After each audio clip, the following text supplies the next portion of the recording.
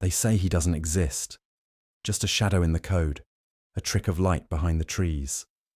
But every world remembers something it was never meant to remember, and sometimes it looks back. Hello, and welcome to The Sleepy Scientist, where tonight we're venturing into territory that's equal parts technical curiosity and digital campfire story. Before we begin our gentle exploration of one of gaming's most persistent legends, I'd love to know, where in the world are you watching from tonight? Are you tucked into bed with your laptop balanced on your knees? Perhaps you're in a cozy gaming chair, the soft glow of your monitor the only light in the room. And what time is it where you are? There's something fitting about exploring myths in the quiet hours, when the boundary between real and imagined feels just a little thinner. If you find this journey interesting, or if it helps you unwind after a long day, I'd be grateful if you give this video a like and consider subscribing. It helps this little channel reach others who might enjoy these slow, thoughtful explorations of the strange corners where science, philosophy, and digital culture intersect. Now, I should mention that this video might be too interesting to help you sleep. If you find yourself wide awake at the end, pondering the nature of digital ghosts and emergent phenomena, well, at least you'll have learned something fascinating. And if you do drift off somewhere along the way, that's perfectly fine too. This story will be here when you wake. Tonight, we're exploring Herobrine. Not as a jump scare, not as a creepypasta to be debunked with smug satisfaction, but as something more subtle and more interesting. A myth born from the unique conditions of digital space, a ghost that emerged not from fear alone, but from the peculiar loneliness of infinite procedurally generated worlds, from the human need to find patterns and meaning, and from the way memory and code can sometimes blur together in unexpected ways. Herobrine is often dismissed as a hoax, a deliberate creation, a collective prank that got out of hand. And in the most literal sense, that's true.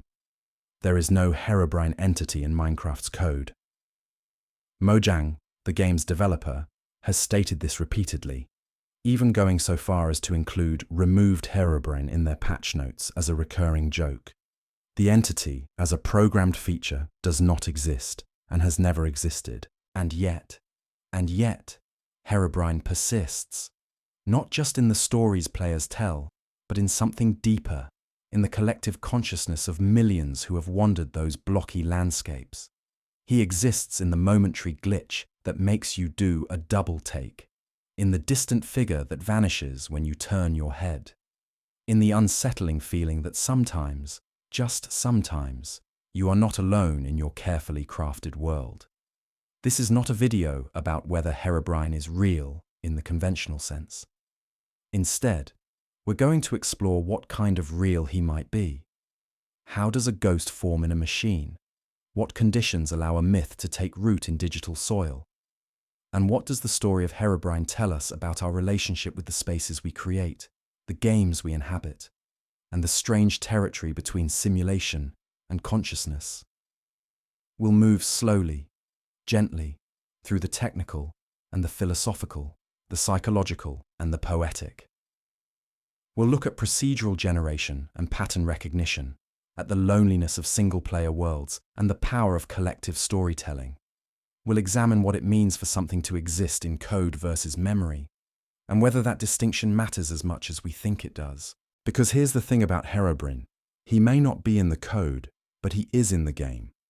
Not in the bits and bytes compiled by developers, but in the experience, in the space between what the game generates and what the player perceives. He exists in that liminal zone where data becomes narrative, where random seed values become landscape, and landscape becomes story. In a way, Herobrine is the perfect modern myth. He couldn't have existed before procedural generation, before the era of infinite worlds created by algorithms. He needed the specific conditions of Minecraft: vast, lonely, slightly off-kilter spaces that feel simultaneously empty and somehow inhabited. He needed the fog, the render distance, the way trees pop into existence at the edge of your vision. He needed the silence broken only by footsteps and the occasional animal sound. And he needed us. Players who would look at the randomness and see intention, who would take a lighting glitch or a distant mob and transform it into narrative, who would create meaning from the noise. Tonight, we're going to trace the story of this digital ghost from his supposed first appearance to his current status as gaming folklore. We'll explore the technical reasons why players might see Herobrine, delving into the neuroscience of pattern recognition and the psychology of expectation. We'll examine the philosophical implications of emergent phenomena in simulated spaces, asking questions about consciousness, memory, and the boundaries of artificial systems. But more than anything, we're going to sit with the mystery, not to solve it, but to understand what it means. Because Herobrine, whether he's real or not, tells us something true about ourselves, about the way we inhabit digital spaces, about our need for story and our fear of being truly alone, even in worlds of our own creation. So settle in, get comfortable, and let's begin our journey into the fog, where somewhere behind the trees there might be a figure watching, or there might be nothing at all. Sometimes the most interesting question isn't which one is true, but why it matters. The birth of a legend. Every myth has an origin, though origins themselves are often mythologized, blurred by retellings, shaped by the needs of the story. The tale of Herobrine is no exception. To understand the ghost, we must first understand how he was summoned into existence, not by code, but by words. It was August 2010. Minecraft was still in its alpha stage, a raw, unpolished game that had captured the imagination of a small but passionate community. The game was simpler then, quieter, lonelier, no hunger bar, no experience system, no grand narrative about end dimensions or dragon fights. Just you, some blocks, and an infinite world generated by mathematical seeds. The original post that birthed the Herobrine legend appeared on the Minecraft forums, though the exact details have become obscured by time and the internet's tendency to reshape history. The poster, who went by a username now lost to memory, or perhaps deliberately obscured, claimed to have encountered something strange during a single-player session. They described loading into a new world. Nothing unusual at first, just the standard terrain, trees, mountains, the familiar blocky aesthetic. But as they explored, they noticed something in the distance, through the fog that marked the edge of render distance. A figure, humanoid, standing among the trees, too far away to make out clearly, but unmistakably there. The poster approached, curious. When they got closer, the figure was gone. Not running away, not moving, just gone. Vanished, as if it had never existed. They might have dismissed it as a rendering error, a trick of the fog. Except it kept happening. Different locations, different worlds. Always the same pattern. A distant figure, human-shaped, watching, and when approached, nothing. What made this figure distinctive, what would become its defining characteristic, were the eyes. Or rather, the lack of them. In the poster's description, captured in that first allegedly authentic account, the figure had the default player skin, the Steve model, but the eyes were wrong. Instead of the dark pixels that should have been there, they were white, empty, glowing, some said, though others insisted they were simply blank, void-like, as if the texture hadn't loaded properly. The poster claimed to have taken screenshots, though these were grainy, ambiguous, the kind of low-resolution images that could show anything or nothing depending on what you were looking for. In some, you could convince yourself you saw a figure. In others, it was clearly just the way trees and shadows aligned at a distance. But the screenshots weren't really the point. The point was the story, and the story touched something primal. The idea that in your private world, the space you'd created and controlled, something else might be present. An observer. A presence that shouldn't exist but somehow did. The forum post gained traction quickly. Other players began sharing their own experiences, encounters that followed a similar pattern, figures in the distance, structures that seemed too deliberate to be natural generation, tunnels carved into mountains, trees stripped of leaves, torches placed in impossible locations. All signs that someone or something had been there before. The name Herobrine itself came shortly after, though its origin is disputed. Some claim it was from a follow-up post, where the original poster said they'd investigated the figure further and discovered it might be connected to the deceased brother of Notch, Minecraft's creator. Herobrine being a portmanteau of hero and Brian, or a corruption of hero and brine, the salt water of tears, a ghost born from grief. This element of the story added a tragic dimension, a human connection that made the entity more than just a glitch or an anomaly. It tied the ghost to the creator of the game itself, suggesting that perhaps Minecraft, in some way, remembered something its creator had lost. That code could carry grief, that a world-generating algorithm might accidentally encode a shadow of someone who had passed. There was, of course, no truth to this. Notch, whose real name is Marcus Persson, has no deceased brother. He addressed the rumor directly multiple times, stating unequivocally that Herobrine was not based on anyone, was not intentionally coded into the game, and did not exist in any official capacity. But by the time these denials came, it was too late. The myth had momentum. And interestingly, the denials seemed to fuel it rather than extinguish it. Because now there was a conspiracy angle. Now there was a cover-up. Developers couldn't be trusted. They would say Herobrine didn't exist whether he did or not. And the famous removed Herobrine joke in patch notes, that just proved they were hiding something. After all, why would you remove something that was never there? The legend spread beyond the Minecraft forums. YouTube videos appeared, allegedly showing encounters with the mysterious entity. Some were obvious hoaxes, poorly edited, the figure clearly a player character or a mod. But others were more ambiguous, using careful camera work, and the game's own atmospheric elements, the fog, the distant render pop-in, the eerie silence, to create genuine unease. These videos often followed a template that became its own genre of content. A player would load into their world, going about their normal activities, mining, building, exploring. Then something would be off, a torch where they didn't place one, a tunnel they didn't dig. And then, in the corner of the screen, barely visible, a figure. The video would typically end with the player either running or the screen going black, often accompanied by distorted sound effects or corrupted game textures. The production quality varied wildly, but that almost didn't matter. What mattered was the formula, the ritual of the encounter. Herobrine videos became a subgenre of gaming content, instantly recognizable, endlessly replicable. Even viewers who knew they were watching fiction participated in the suspension of disbelief, because the experience of watching was part of the myth's appeal. Fan art proliferated. Herobrine with his blank white eyes became an iconic image, instantly recognizable even to people who had never played Minecraft.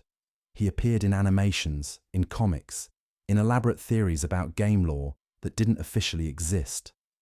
The community had created an entire narrative structure around an entity that, according to all technical evidence, was nothing more than imagination and editing software. But here's where it gets interesting from a mythological perspective. Unlike traditional folklore, which develops over generations through oral tradition, Herobrine's legend formed in real time, documented at every stage, spread through digital networks at mimetic speed. We can trace his evolution, see how the story changed, how different communities interpreted and added to the narrative. In some versions, Herobrine was malevolent, a hostile entity that would destroy your creations, trap you in mazes, or crash your game. In others, he was more ambiguous, a presence that watched but didn't directly harm, perhaps even protective, leaving warnings about dangerous areas or supplies in hidden chests. Some players reported feeling watched but safe, as if Herobrine was a guardian spirit rather than a threat. The myth also fragmented across different platforms and languages. Japanese players developed their own interpretations, often tying Herobrine to traditional yokai folklore. European communities emphasized the Gothic haunted house elements, Each culture that adopted Minecraft filtered the legend through their own mythological frameworks, creating variants while maintaining the core. The figure with white eyes who appears in your world when you're alone. What's particularly fascinating from an anthropological standpoint is how quickly the myth developed its own canon, a set of generally agreed-upon rules and characteristics. Herobrine appears in single-player mode, never multiplayer. He's most commonly seen at the edge of render distance, in fog. He doesn't attack directly, but influences the environment. He's associated with structures, deliberate alterations to the landscape, and most importantly, he should not exist, and yet players continue to encounter him. This canonical structure served a purpose beyond entertainment. It provided a framework for interpreting ambiguous experiences in the game. When something seemed off, when the procedural generation created something that looked too intentional, when lighting glitches or distant mobs created unusual silhouettes, players now had a narrative lens through which to understand these moments. Herobrine became an explanation, a story that made sense of the uncanny elements that emerged from the game's complex systems. The legend also created a form of social bonding. Sharing Herobrine stories became a way for players to connect, to participate in a collective narrative that transcended individual game experiences. It didn't matter if anyone truly believed in Herobrine's literal existence. What mattered was the shared language, the common mythology that players across the world could reference and build upon. By the end of 2010, less than a year after the first reported sighting, Herobrine had evolved from a single forum post into a full-fledged digital folklore phenomenon. He had his own wiki, countless fan theories, dedicated investigation groups, and a level of cultural penetration that far exceeded most internet memes of the era. But perhaps the most important aspect of Herobrine's origin story is what it reveals about the conditions necessary for digital myths to form. Minecraft provided the perfect environment, a single-player experience that could feel isolating, procedurally generated worlds that occasionally created uncanny results. Just enough ambiguity in the game's early fog and rendering to allow the imagination to fill in details, and a passionate community ready to embrace and propagate the story. Herobrine couldn't have emerged from a game with explicit narrative structure, nor from one that was too polished, too predictable. He needed the rough edges, the glitches, the moments where the algorithm produced something that felt wrong, that created a gap between what should be and what appeared to be. In that gap, in that space of uncertainty and potential, a ghost could form, not from code, but from the far more powerful forces of perception, expectation, and collective storytelling. The original post may have been fabricated, but in being shared, discussed, embellished, and believed, Herobrine became something more than a hoax. He became a myth in the truest sense, a story that reflected deeper truths about the community that told it. Anatomy of a ghost. What is Herobrine? Before we can understand why Herobrine exists in the minds and experiences of players, we need to establish what he is, or rather, what he's reported to be. What are the characteristics of this digital ghost? What patterns emerge from the thousands of supposed encounters? Let's begin with the most distinctive feature, the eyes. Every description, every image, every video that claims to show Herobrine includes this detail. Where the default player skin has dark brown eyes, small textured pixels that give the character a basic face, Herobrine's eyes are white. Empty. Some describe them as glowing, luminescent in the darkness of caves or the fog of distance. Others say they're simply blank, void-like, as if someone removed the eye texture entirely, leaving only the pale underlying layer. This detail is significant from both a technical and psychological standpoint. Technically, it's the kind of glitch that could plausibly occur, a texture failing to load properly, pixels rendering in an unexpected color. Psychologically, it taps into deep, primal responses. Eyes are one of the first things we recognize as humans. We're hardwired to detect them, to read emotion and intention in the subtle variations of gaze. Eyes that are wrong, that lack the markers of consciousness and life, trigger an uncanny valley response, a deep discomfort that something that should be human isn't quite. Beyond the eyes, Herobrine is almost always described as having the default Steve player model, the basic human-shaped avatar that players control if they don't customize their skin. This is important. He's not a monster, not obviously inhuman. He looks exactly like a player character, which makes his presence more unsettling. Because if he looks like a player, why is he there? Who is controlling him? The question, what is that, becomes, who is that? And that shift elevates the experience from encountering a game bug to encountering an intruder. Herobrine's behavior, according to the accumulated lore, follows consistent patterns.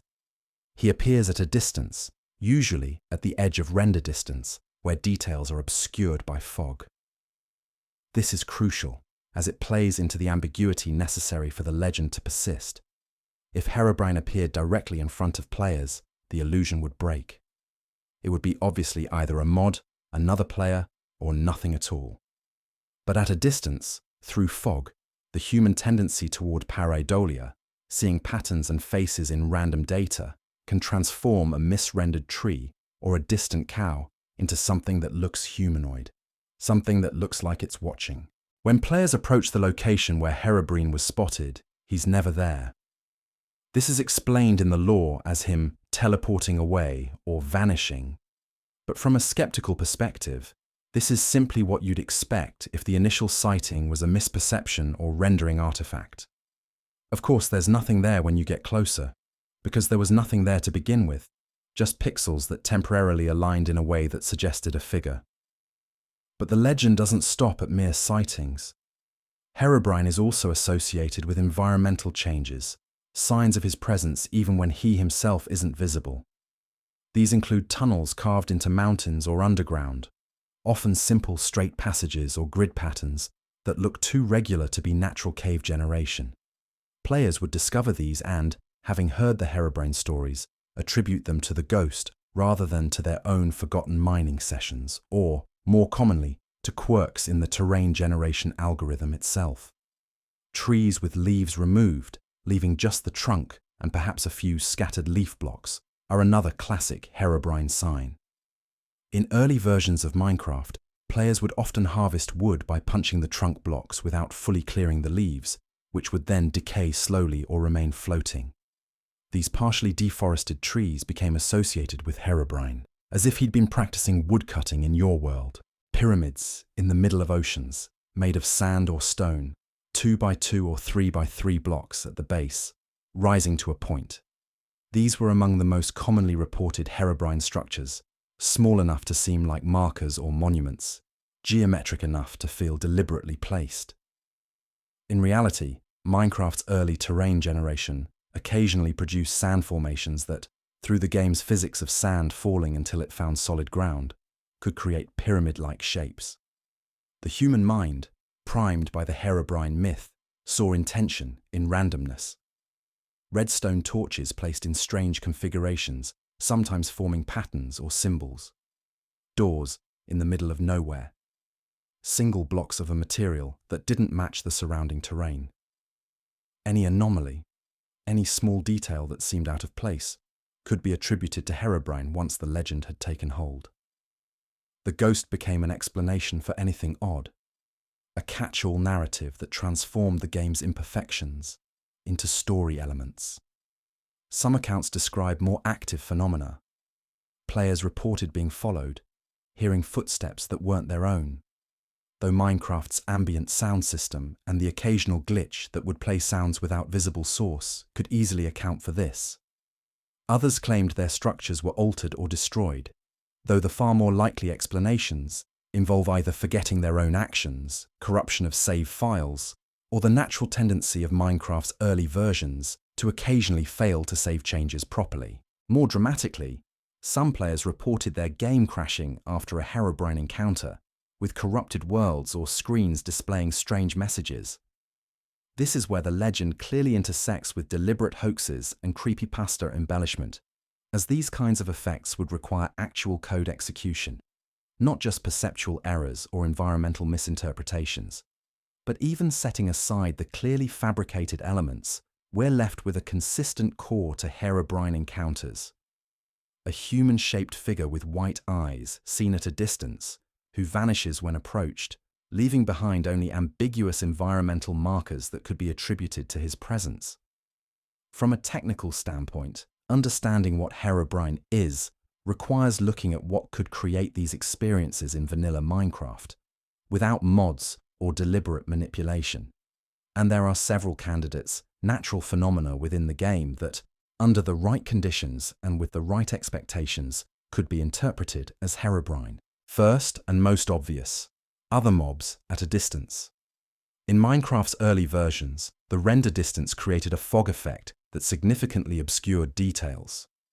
A cow or pig at the edge of that fog, especially if it happened to be standing upright against the side of a hill or in water, could briefly present a silhouette that looked humanoid. By the time the player got closer and the entity rendered properly, it might have wandered away, creating the appearance of vanishing. More interestingly, later versions introduced Endermen, tall, dark, humanoid mobs that teleport when you look at them directly. While Endermen were added after the Herobrine legend had already formed, they represent an interesting case of the game incorporating elements that echo the myth. Some players speculate that Endermen were inspired by Herobrine, though developers have never confirmed this.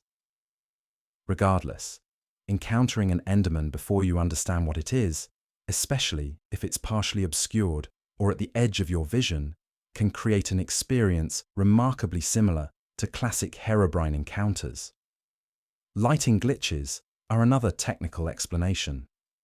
Minecraft's lighting engine, particularly in earlier versions, occasionally produced errors where certain blocks or entities would render as pure white or black before the proper textures loaded.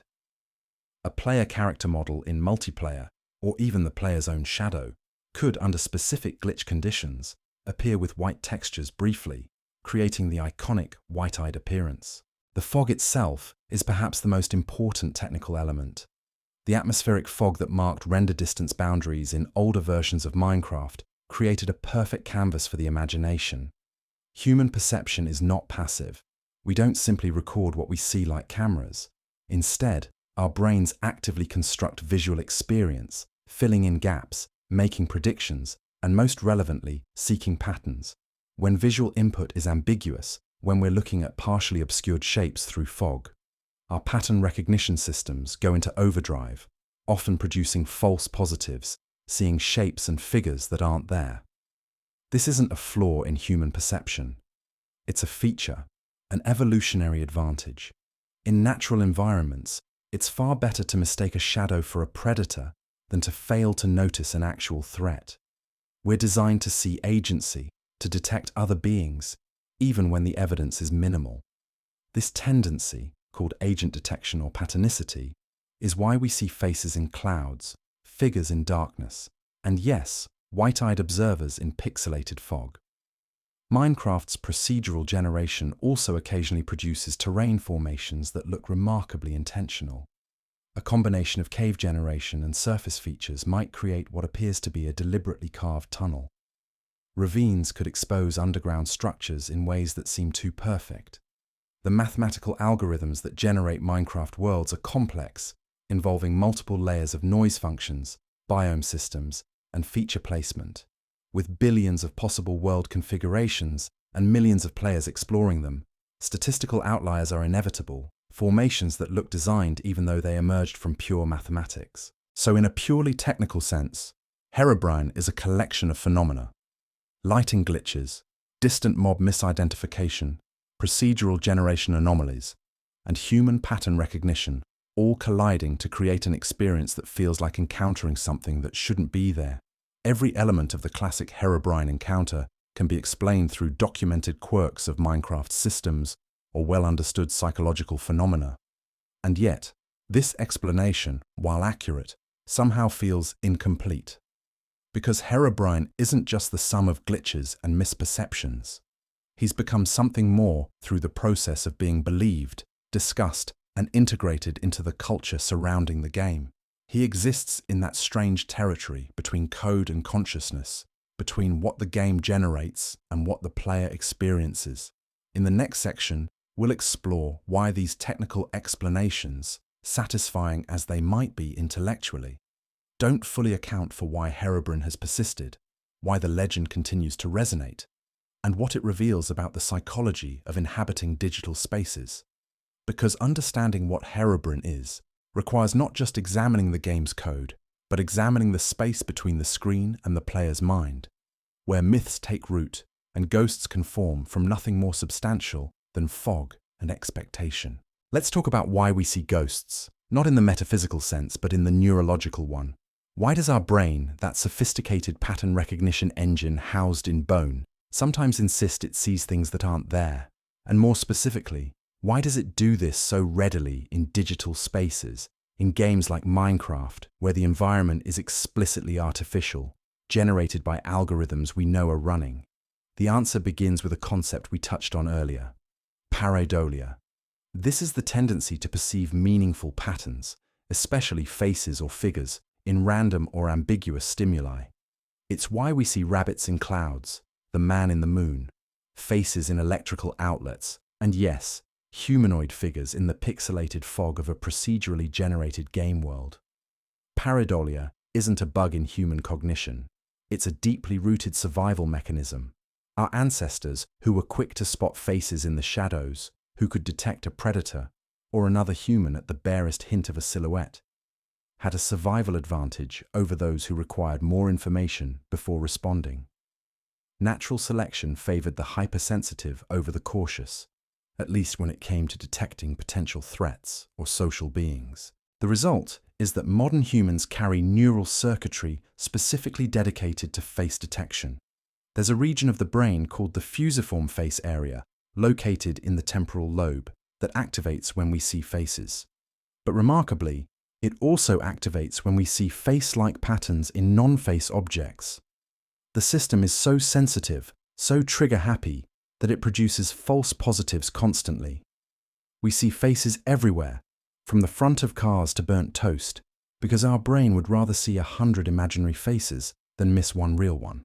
This extends beyond just faces to human forms in general. We're exquisitely tuned to detect bipedal silhouettes, upright postures, the basic shape of the human body. This is why the Herobrine myth works so well. The figure described is humanoid, standing upright, watching. It hits all the triggers that make our agent detection systems activate. Even when we know intellectually that we're looking at pixels, that there's no actual entity there, the ancient parts of our brain respond as if there might be.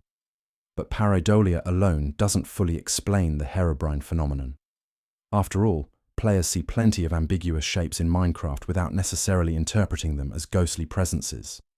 There's another psychological factor at play: expectation and priming. Once you've heard about Herobrine, once the idea has been planted in your mind, your perception is fundamentally altered. You're now primed to interpret ambiguous stimuli in a specific way. This is called top-down processing, where our expectations and knowledge influence what we perceive. It's the reason why, after learning a new word, you suddenly seem to hear it everywhere, or why thinking about a white bear makes it impossible not to see white bears in your imagination. When a player loads into Minecraft having heard Herobrine's stories, they're in a primed state. Their brain is now running a background process, an unconscious scan for anything that matches the Herobrine pattern. A distant mob, a lighting glitch, an unusual terrain formation. Any of these can trigger recognition, not because they actually resemble Herobrine significantly, but because the player is actively looking for him, even if they don't consciously realize it. This is compounded by confirmation bias. Once we believe something might be true, we tend to notice and remember evidence that supports that belief while discounting or forgetting evidence against it. A player who sees Herobrine will remember that encounter vividly. The hundreds of times they looked at fog and saw nothing but fog fade into the background. The result is that Herobrine encounters feel more frequent and more real than they statistically are. There's also the role of isolation and atmosphere. Minecraft, particularly in single-player mode, can be a profoundly lonely experience. You're dropped into an infinite world with no other humans, no voices, no company, except the occasional animal sounds and the rhythmic breaking of blocks. The silence isn't peaceful, it's empty. And in that emptiness, the mind begins to do what minds do when deprived of social stimulation. It creates companions, or at least it becomes hyper-aware of any suggestion that you might not be alone. This psychological state is similar to what's experienced in sensory deprivation or isolation experiments. Without external stimulation, the brain starts generating its own, finding patterns in noise, constructing narratives from random events. In the vast, silent spaces of Minecraft, especially at night in-game when visibility drops and hostile mobs emerge, players are in a mild state of sensory deprivation, at least in terms of social and narrative content. The game provides visual and interactive stimulation, but it lacks human presence. Into this void, the idea of Herobrine arrives like water into a vacuum, filling a space that wants to be filled. There's an interesting parallel here to the psychology of haunted houses and ghost sightings in physical spaces. Empty buildings, isolated locations, places where you expect to be alone but feel watched. These environments prime our threat detection systems. Our brain elevates its monitoring, becomes hypervigilant, and in that state, we're more likely to interpret ambiguous sensory input as potentially dangerous, or at least anomalous. Minecraft creates a digital equivalent of these conditions. The combination of isolation, ambiguous visual information, fog, limited render distance, blocky aesthetics that can be difficult to parse at a distance, and the subtle, unsettling quality of procedurally generated environments creates a perfect storm for ghost stories. Let's pause on that last point, the unsettling nature of procedural generation. There's something subtly wrong about landscapes created by algorithms. They follow patterns, mathematical rules that create consistency, but they lack the genuine randomness and the specific historical causation of natural landscapes. Everything in a Minecraft world is there because an algorithm put it there, following rules. But those rules occasionally produce combinations that feel unnatural, too regular, or too chaotic. Patterns that trigger our sense of something's not right here. This is related to the concept of the uncanny valley, usually applied to almost human robots or CGI characters. The uncanny valley describes the discomfort we feel when something is very close to human but not quite, when it falls into that valley between obviously artificial and convincingly real. Procedurally generated environments can create a similar effect, an uncanny landscape, where everything looks like terrain, but something about it feels wrong, unnatural, as if it's a stage set rather than a real place. And, in a sense, it is. Minecraft worlds are stage sets, elaborate ones generated by sophisticated algorithms, but fundamentally artificial constructions. On some level, players sense this artificiality. The world feels empty, not just because there are no other players, but because it lacks genuine history, genuine causation. Nothing happens unless the player makes it happen. Trees grow because a growth tick occurs, not because of rain and seasons. Animals spawn because the game needs ambient life, not because of ecosystems and reproduction. Into this slightly off environment, the idea of Herobrine introduces a different kind of artificial presence. Not the player, not a programmed mob following behavioral rules, but something in between. An entity that seems to have intention, that makes changes to the world, that watches. He fills the uncanny valley with something even more uncanny, a ghost that makes the artificial world feel temporarily less empty and somehow more real, even if that reality is frightening. There's also the psychological appeal of the paranormal in general, the reason why ghost stories have persisted across every culture and era of human history. We're drawn to the idea that there's more to reality than what we can see and measure, that consciousness and presence can exist in forms beyond biological organisms. This isn't just superstition or lack of education. Even people who don't believe in ghosts find ghost stories compelling because they touch something deep in our psychology, our awareness of consciousness, and our uncertainty about its boundaries. In a game, a digital simulation, these questions become even more interesting. If consciousness can exist in biological tissue, could it emerge in sufficiently complex code? If we can create worlds, does that make us gods? And if so, might our creations develop their own forms of life or awareness? Herobrine represents these questions in narrative form. He's the ghost in the machine, literally, the suggestion that perhaps the simulation has become sophisticated enough to generate something unintended, something that exists in the gaps of the code. This brings us to a fascinating psychological phenomenon specific to digital environments: the suspension of disbelief, not for narrative purposes, but for experiential ones. When we play games, we engage in a form of consensual hallucination. We agree to treat the pixels on the screen as if they represent real spaces, real objects, real experiences. We know they're not real in the conventional sense, but we allow ourselves to emotionally and cognitively respond as if they are. This suspension of disbelief creates a unique psychological space where the boundaries between real and not real become blurred. We care about our Minecraft builds, even though they're just data. We feel genuine emotions about digital events. And in this blurred space, something like Herobrine can exist in a way that's more than pure fiction, but less than material reality. He's real within the experiential space of the game, even if he's not real in the code. There's one more psychological element worth considering: the role of social proof and collective belief. When we hear that thousands of other players have encountered Herobrine, when we see videos and read accounts, it lends credibility to the phenomenon. This is called the bandwagon effect, or informational social influence. We look to others to determine what's real, what's possible, what we should believe, or at least consider. If one person reports seeing a ghost, we might dismiss it as hallucination or misperception. When thousands report it, following similar patterns, our skepticism weakens. Surely, not everyone is lying or mistaken. The sheer volume of reports creates a kind of empirical weight, even though each individual report might be explainable.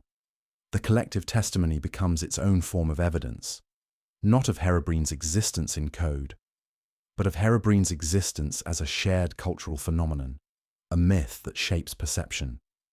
This is why Herobrine persists despite all the debunking, despite Mojang's statements, despite the clear technical impossibility. Because he exists not in the game's code, but in the space between the game and the player, in the psychological territory of expectation, interpretation, and meaning-making. He's a story we tell ourselves about our experience, and stories, once embedded in culture, become remarkably resistant to mere facts. So when we ask, why do players see Herobrine? The answer isn't just about glitches and fog. It's about how human perception works, how our brains are wired to see patterns and agents, how isolation and atmosphere prime us for unusual interpretations, how expectation shapes experience, and how collective belief creates shared realities that exist independent of objective truth.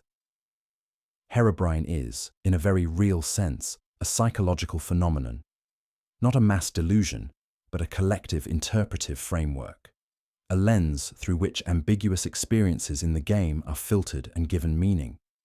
He's what happens when human psychology meets digital simulation, when ancient survival instincts designed for detecting threats in savannas are applied to procedurally generated block worlds. He's the ghost that our minds create because creating ghosts is what minds do, especially in environments that are just ambiguous enough, just lonely enough, just uncanny enough to let them in. Code and consciousness. Can games dream? Now we're going to wade into deeper, stranger waters. We've established that Herobrine doesn't exist in Minecraft's code, that he's a myth sustained by psychology and culture. But let's ask a different question, one that's more philosophical than technical, but perhaps more interesting for it. Could something like Herobrine exist? Not through deliberate programming, but through emergence, through the complex interactions of a simulation's systems producing something unintended. In other words, can games dream? Can they generate phenomena that their creators never programmed? Entities that exist purely as emergent properties of sufficiently complex systems? To explore this, we need to understand what emergence means. In complex systems theory, emergence refers to properties or patterns that arise from the interaction of simpler components, but can't be predicted or explained by examining those components in isolation. The classic example is consciousness itself.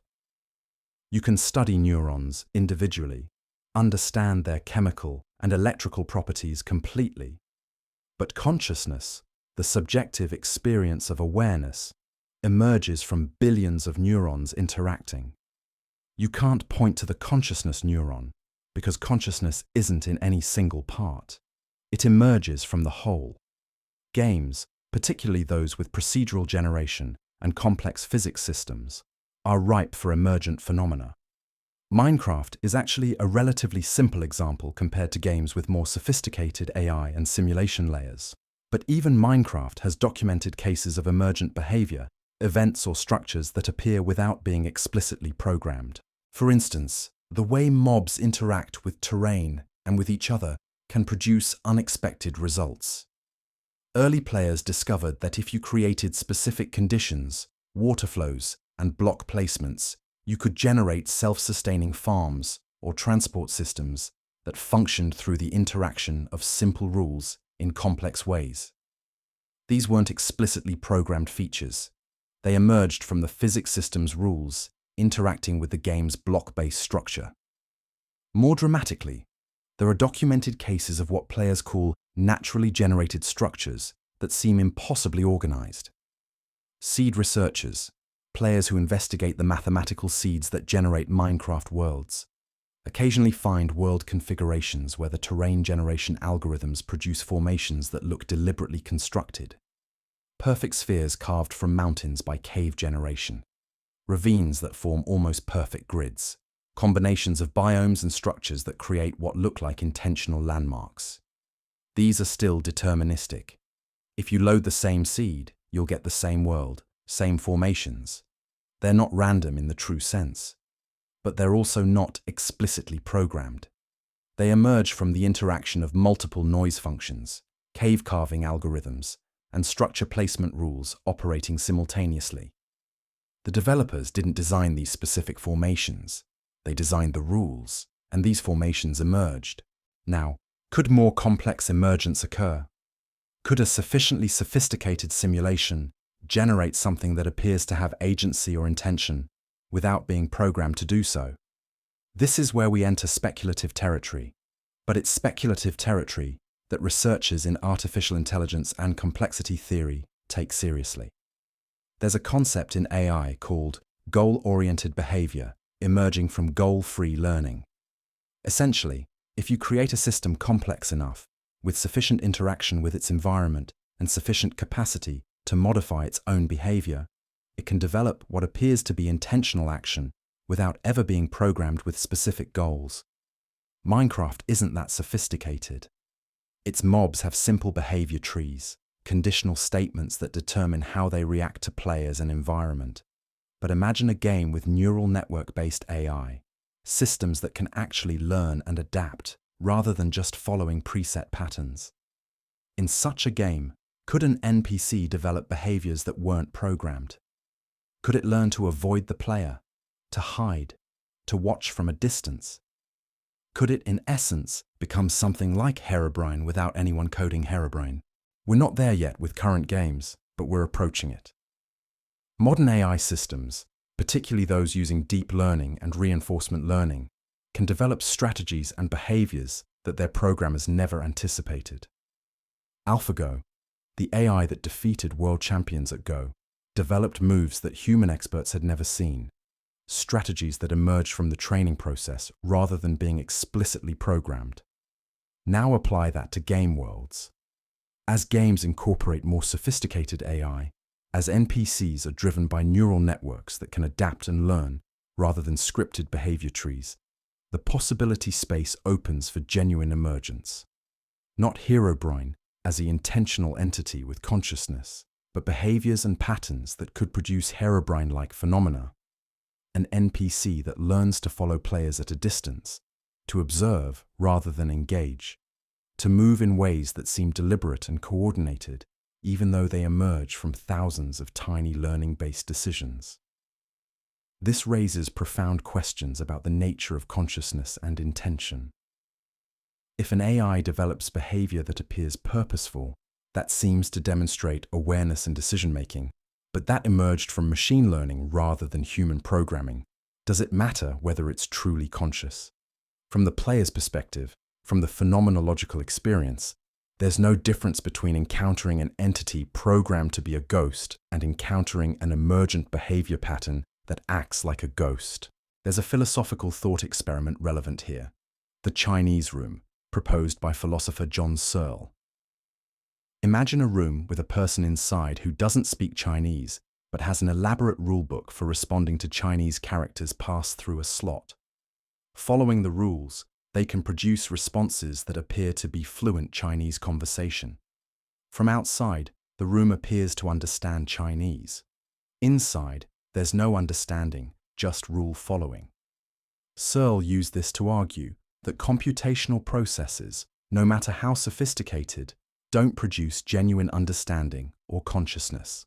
They just follow rules. But critics point out that while individual components might just follow rules, the system as a whole might generate something more. That consciousness and understanding might be emergent properties that arise from sufficient complexity. Applied to games, even if Herobrine were an emergent phenomenon from complex code interactions, even if some future game with sophisticated AI generated something that acted like a ghost through pure emergence, would it be genuinely conscious? Would it matter? If it acts like it's watching, if it produces the same experiential effect as an intentional observer, does the philosophical question of its inner experience have any practical relevance? This connects to a broader question about simulations and reality. If we create a simulation sophisticated enough, one with physics and entities complex enough to produce emergent phenomena we don't fully understand, at what point does the distinction between programmed reality and emergent reality become meaningless? If the simulation can surprise its creators, if it can generate phenomena not explicitly in the code, is it still just a simulation, or has it become a form of reality in its own right? Herobrine, even as a myth, points toward these questions. He represents the idea that our creations might develop properties we didn't intend, that the machine might dream, that code might generate ghosts. And while current Minecraft certainly doesn't have the complexity for true emergence of this kind, the myth prepares us conceptually for a future where games might. There's something beautiful and unsettling about this. Beautiful because it suggests that creativity and novelty aren't limited to biological consciousness, that the universes we build might have their own internal logic that generates surprises. Unsettling because it challenges our role as creators and controllers. If the simulation can generate its own entities, its own events, its own ghosts, then we're not just players or even gods. We're participants in something that has begun to exceed our authorship. Let's bring this back to something more concrete. Even in current Minecraft, there are edge cases, bugs that produce behavior so strange it seems almost intentional. Chunks that fail to load properly, creating impossible geometry. Mobs that glitch through walls or behave in ways their AI shouldn't allow. Data corruption that replaces blocks or entities with unexpected variants. These bugs aren't Herobrine, but they create the conditions where Herobrine-like phenomena could be interpreted as real.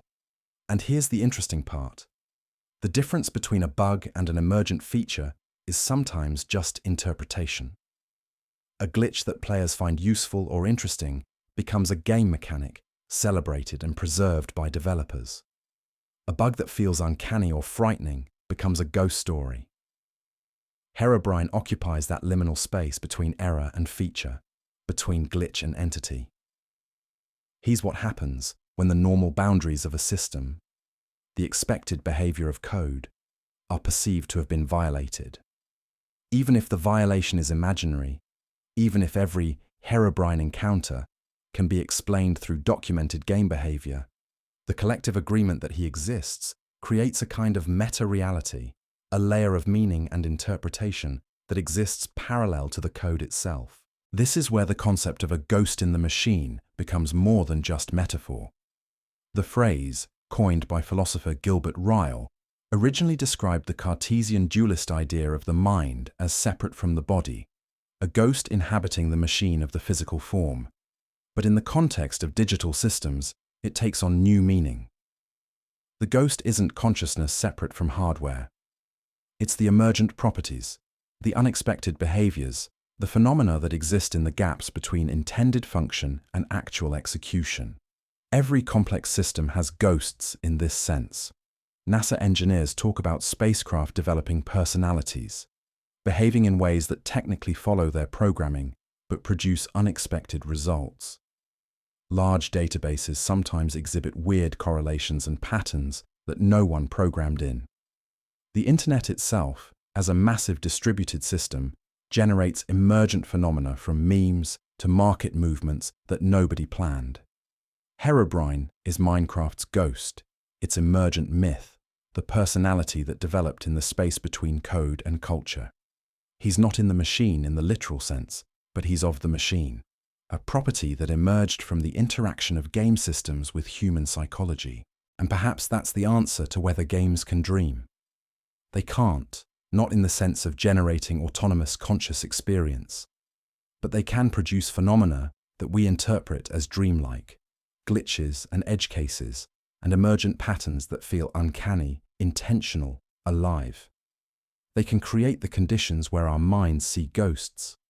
And in a very real sense, those ghosts exist, not as data structures in memory, but as experiences, as stories, as shared cultural constructs that shape how we interact with the simulation. Herobrine may not be in Minecraft's code, but he's in Minecraft. He's in the experience of playing, in the culture surrounding the game, in the collective imagination of millions of players who, on some level, want there to be something more in those infinite worlds than just blocks and algorithms.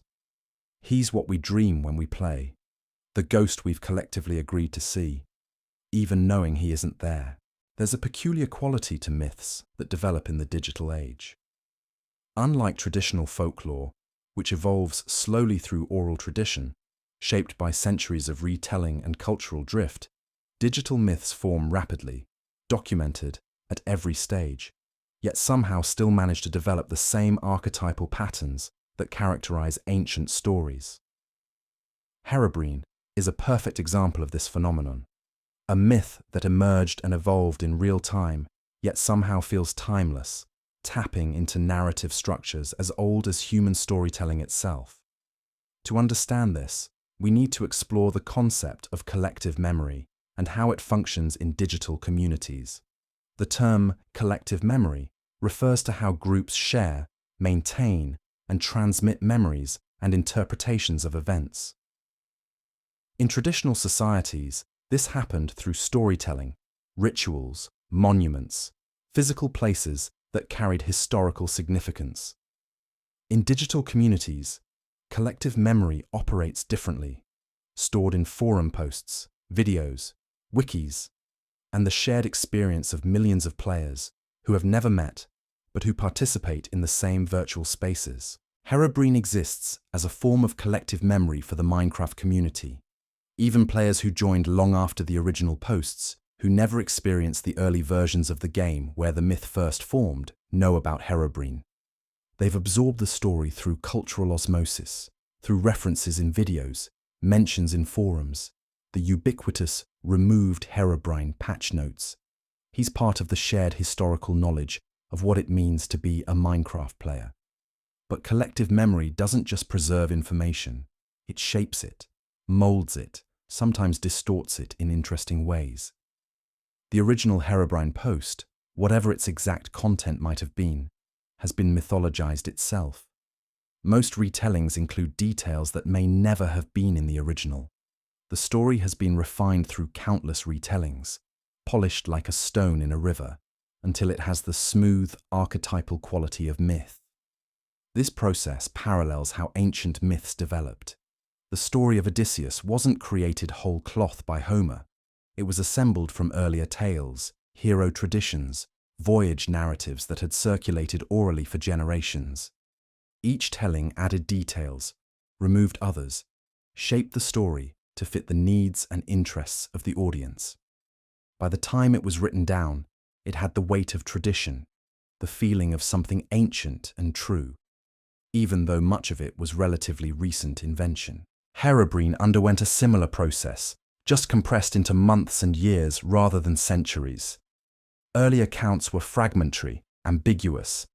As the story spread, it accumulated details. The white eyes became canonical.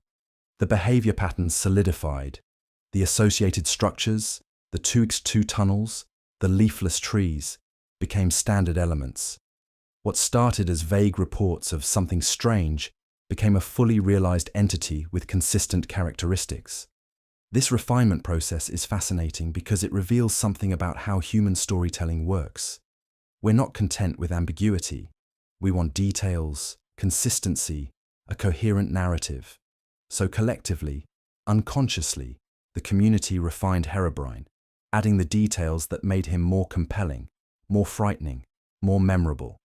The myth evolved toward a form that satisfied deep narrative needs. And what form did it take? That of the watcher, the observer, the presence that's aware of you, even when you're not aware of it. This is one of the oldest archetypes in human storytelling. Gods watching mortals from Olympus, ancestors watching their descendants from the spirit world.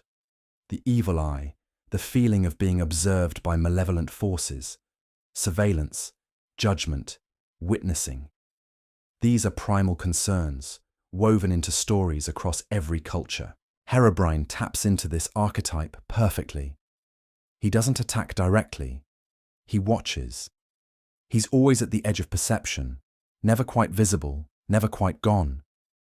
He's the eyes you feel on the back of your neck, the presence you sense in an empty room. The fact that he emerges in a single-player game, where you should be absolutely alone, makes this even more potent. The one place you thought you had complete privacy, complete control, and there's something else there, watching. From a psychological perspective, this connects to theories about the development of self-consciousness and social cognition. Some psychologists argue that our sense of self, our internal dialogue, developed in part from internalizing the perspective of others. We learn to observe ourselves as if from outside because we're constantly aware of being observed by our social group. The voice in your head that narrates your experience and judges your actions is, in a sense, the internalized watcher, the collective other that you've incorporated into your own consciousness. In single-player Minecraft, that external observer is absent. There's no one watching, no one judging your builds or your choices. And for some players, that absence is unsettling. We're so accustomed to the presence of others, even just the possibility of being observed, that complete isolation feels wrong. Herobrine fills that gap. He's the internalized observer externalized again, projected back into the environment as an entity. This connects to Swiss psychologist Carl Jung's concept of the collective unconscious, the idea that beneath our individual psychologies lie shared symbolic structures, archetypes that emerge across cultures and eras because they reflect fundamental aspects of human experience. Jung identified numerous archetypes: the hero, the shadow, the wise old man, the trickster. Each represents a pattern of meaning-making that humans seem to naturally gravitate toward. Herobrine fits most closely with the shadow archetype, the dark counterpart to the conscious self, the aspects of our psyche we don't acknowledge or control. In Jungian psychology, the shadow contains our repressed fears and desires, the parts of ourselves we deny.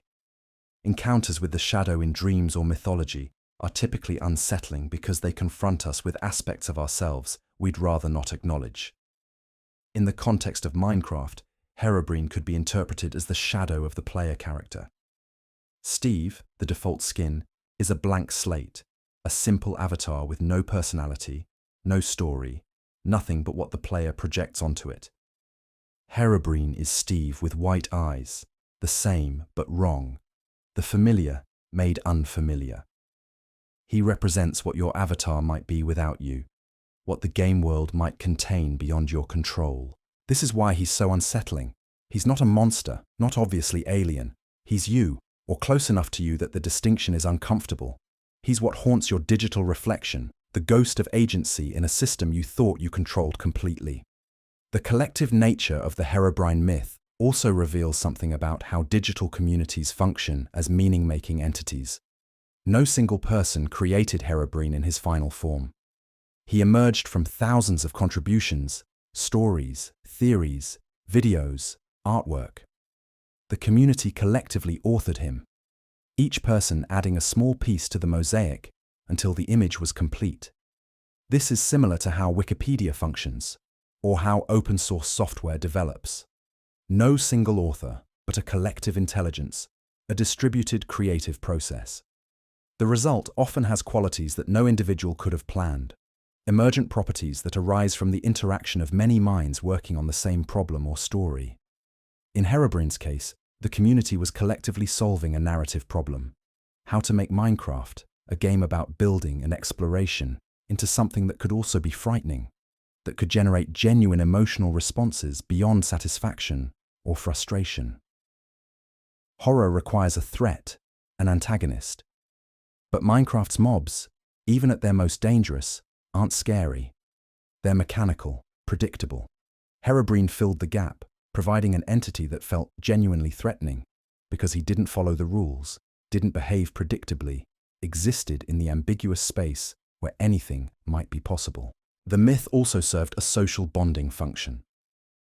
Sharing Herobrine stories became a way for players to connect, to demonstrate membership in the community. Knowing about Herobrine marked you as an insider, someone who understood Minecraft culture. Creating or analyzing Herobrine content became a form of creative participation, a way to contribute to the collective narrative. This social dimension is crucial to understanding why the myth persists, despite all evidence against it. It's not really about whether Herobrine exists in the code. It's about participating in a shared story, a collective mythology that defines the community's identity. Debunking Herobrine misses the point, because his cultural function isn't dependent on his technical existence. There's a parallel here to how religions function in societies. The literal truth of religious narratives is, in many ways, less important than their social and psychological functions. Religious stories provide meaning, create community, transmit values, structure experience. Whether the events literally happened is a different question from whether the stories are true in the sense of being meaningful and valuable. Herobrine is Minecraft's religion, in a sense. A shared mythology that provides meaning, creates cohesion, and structures the experience of playing the game. He's the sacred narrative of the community, and like sacred narratives throughout history, he's resistant to empirical debunking because his power doesn't derive from empirical truth. This brings us to an interesting philosophical question. What does it mean for something to exist? We typically think of existence as binary. Something either exists or it doesn't. Either there's code for Herobrine or there isn't. Either players are encountering an actual entity, or they're experiencing misperceptions and glitches. But maybe existence is more complicated, especially in the context of cultural and informational entities. Ideas exist, in some sense, even though they're not physical objects. Fictional characters exist, not as literal beings, but as patterns of information that influence thought and behavior. Money exists, even though it's just collective agreement about value encoded in paper or digital databases. Herobrine exists in this informational sense. He's a pattern, a narrative structure, a set of associations and meanings that has been instantiated in millions of minds, discussed in countless conversations, depicted in thousands of images and videos. He has causal power, influencing how players experience the game, how they interpret ambiguous events, what content they create and consume. From this perspective, asking whether Herobrine is real is asking the wrong question. The right question is, What kind of real is he? And the answer is that he's culturally real, psychologically real, narratively real. He exists in the collective consciousness of the Minecraft community as surely as Sherlock Holmes exists in literary consciousness, or as McDonald's golden arches exist in commercial consciousness. This form of existence is no less important than physical existence, at least from the perspective of human experience and meaning-making. We spend most of our lives navigating not physical reality, but social and symbolic reality, the world of language, culture, ideas, stories. In that world, Herobrine is as real as anything else, a genuine entity with properties, behaviors, and influence. The collective memory of Herobrine also interacts with individual memory in interesting ways. Players who remember encountering Herobrine may have false memories, recollections of events that didn't happen or that happened differently than remembered. False memory isn't lying. It's a normal function of how memory works. We don't record experience like video cameras. We reconstruct it each time we remember, and that reconstruction is influenced by our current beliefs, expectations, and the stories we've heard. If you've heard Herobrine stories and then experienced something ambiguous in the game, your memory may reconstruct that experience as a Herobrine encounter, adding details that fit the narrative, smoothing over inconsistencies. Later, you genuinely remember seeing him, even though the original experience might have been just a distant cow or a lighting glitch. This isn't a failure of memory, it's how memory serves narrative and meaning-making functions. We remember stories, not raw data. And Herobrine is a good story, one that makes the ambiguous experience meaningful, that transforms a random glitch into a moment of significance. So the collective memory of Herobrine is built from millions of individual memories, many of which are reconstructions influenced by the collective narrative, which in turn is built from those individual memories. It's a feedback loop, a self-reinforcing system where the myth shapes perception, and perception confirms the myth. This is how all myths work, but usually we don't get to observe the process in real time with such clarity. Herobrine is mythology happening now, documented at every stage, a case study in how human consciousness creates gods and monsters, not from nowhere, but from the interactions between perception, culture, and the need for meaning. The technical truth. Why Herobrine exists. Let's get technical for a moment. We've explored the psychological and cultural dimensions of the Herobrine myth, but we should also look closely at the actual game mechanics that could create Herobrine-like experiences. Because while Herobrine doesn't exist as an intentional entity, Minecraft's systems create the perfect conditions for players to perceive something that feels like an encounter with an entity that shouldn't be there. First, let's talk about render distance and fog. In earlier versions of Minecraft, particularly in the alpha and beta stages when the Herobrine legend first formed, render distance was significantly shorter than in modern versions, and it ended not with clean culling, but with atmospheric fog.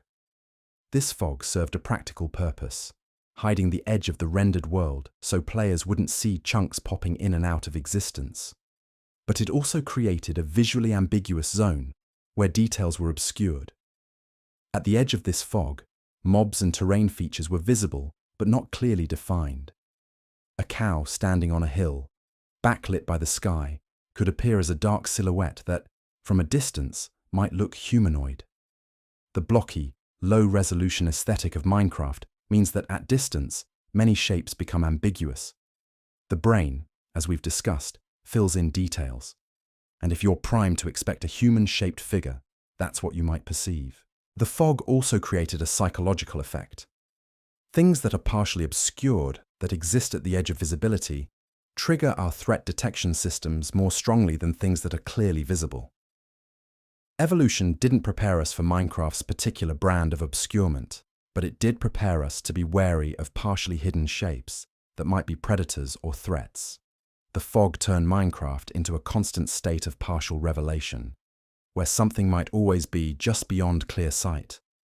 Modern Minecraft has largely eliminated this fog effect, but interestingly, Herobrine sightings haven't completely stopped. The myth has adapted. Now, encounters are attributed to brief glitches, split-second appearances before the entity teleports away, or sightings in specific biomes like dark oak forests, where the dense tree coverage creates natural obscurement. Let's discuss lighting and texture glitches. Minecraft's lighting engine, particularly in older versions, occasionally produced errors. Blocks or entities might render with incorrect brightness, appearing pure white or pure black before the proper textures and lighting values loaded. Given the network nature of chunk loading and the order in which different visual elements are rendered, it's entirely possible for a player model or mob to briefly appear with white textures where dark textures should be. If this happened with a player's own character model, reflected in water, or viewed through certain glitch conditions, or with another player's character in multiplayer lag situations, the result could be a brief flash of a Steve model with white eyes. The player might not consciously register what they saw, just retain the impression of something wrong, something that looked like the player character, but with those distinctive blank eyes. Endermen, introduced in Beta 1.8, provide another technical explanation. These tall, dark, humanoid mobs have several behaviors that echo the Herobrine myth almost perfectly. They're passive until you look directly at them, at which point they become aggressive. They teleport unpredictably, appearing and disappearing in ways that can seem uncanny. When you see one at a distance and then look away briefly, it might be gone when you look back, having teleported elsewhere. Most tellingly, Endermen have a behavior where they move blocks. They can pick up certain block types and place them elsewhere. This means an Enderman could, theoretically, create simple structures or alter terrain in ways that look deliberate. While Endermen didn't exist during Herobrine's earliest legend formation, their later introduction to the game means that any current Herobrine sighting involving a dark figure or mysterious terrain alterations could plausibly be Enderman activity. Some have speculated that Endermen were Mojang's way of incorporating elements of the Herobrine myth into the actual game, creating an entity that could account for some of the experiences players reported without explicitly including a Herobrine entity. Whether this was intentional or coincidental, Endermen serve as a technical explanation for many would-be Herobrine encounters in later versions. Procedural generation anomalies are another crucial factor. Minecraft's worlds are generated using multiple overlapping noise functions and algorithms that determine terrain shape, cave systems, ore distribution, structure placement, and biome assignment. These algorithms are deterministic, producing the same world from the same seed, but they're also extraordinarily complex. The interaction of multiple systems occasionally produces results that look suspiciously intentional. Cave generation can carve tunnels that happen to be straight or form grid-like patterns. Ravines might intersect at near-perfect right angles. The combination of different biome edges and terrain features can create formations that look like walls, roads, or other artificial structures.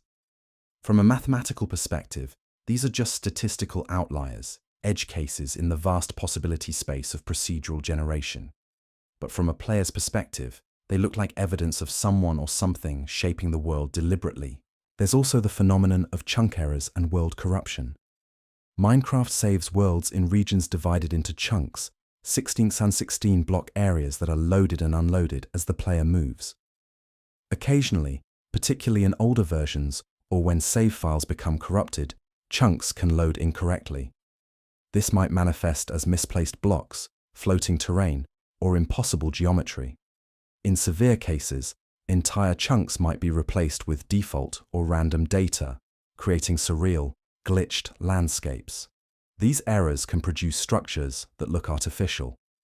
A corrupted chunk might place stone blocks in regular patterns, or replace air blocks with solid material, creating pillars or walls. While this is clearly a technical error, a player encountering it without understanding the cause might interpret it as evidence of another entity modifying their world. The ghost player phenomenon in multiplayer is worth mentioning, though it's technically separate from the single-player Herobrine legend. In multiplayer servers, Lag and network issues can cause player characters to appear and disappear, or to remain visible after the player has disconnected. These ghost players stand motionless, don't respond to interaction, and eventually vanish. They're purely technical artifacts, client-server synchronization errors, but they create the experience of encountering an entity that seems to be a player but doesn't behave like one. In the early days of Minecraft multiplayer, when server software was less stable and network code was more prone to errors, ghost players were relatively common. A player joining a server might encounter what appeared to be another player character standing silently in the distance, which would vanish when approached. If that player had heard Herobrine's stories, the connection would be immediate. There's also the interesting case of mods and texture packs. Many players, particularly those watching Herobrine videos or reading about him, installed mods specifically designed to add Herobrine to their game. These ranged from simple mods that occasionally spawned a Herobrine entity to elaborate systems that created what appeared to be intelligent stalking behavior. Some players would install these mods, forget about them, and then later encounter Herobrine in their world, genuinely believing it was a spontaneous occurrence. This creates a murky situation where some percentage of Herobrine encounters were real in the sense that there was actually code running that created a Herobrine entity, but that code was mod added, not part of vanilla Minecraft. The player's genuine surprise and fear upon encountering the modded Herobrine would then be reported as a vanilla experience, further reinforcing the legend. Texture pack issues could also create the white-eyed appearance. If a custom texture pack was installed and certain player skin textures failed to load or were malformed, it could result in the eyes rendering as white or blank. This would only affect how the player character appeared, not create an actual separate entity, but in combination with other factors like multiplayer ghost players or viewing one's own character through specific glitches, it could produce the characteristic Herobrine appearance. Let's also consider the role of streams and videos. Many supposed Herobrine encounters were documented in YouTube videos, and some of these were elaborate hoaxes using mods, video editing, or staged multiplayer scenarios. But viewers, particularly younger players, might not have had the media literacy to recognize these as fabricated. They would watch what appeared to be authentic gameplay footage showing Herobrine, believe it was real, and then be primed to interpret their own ambiguous experiences as Herobrine encounters.